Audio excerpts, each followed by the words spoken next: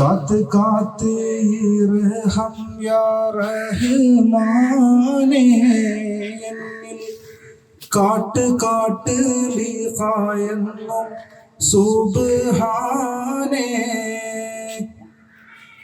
മുത്ത് ത്വാഹ നബി ജന്മദിനമല്ലോ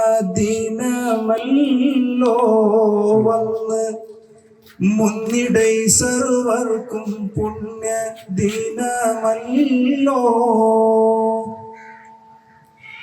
എത്തിടൈ മാസം റബീഉൽ അവ്വൽ ബാഹ മുഖ്യ മക്കയിൽ പൂജാതരായി നബി ത്വാഹ.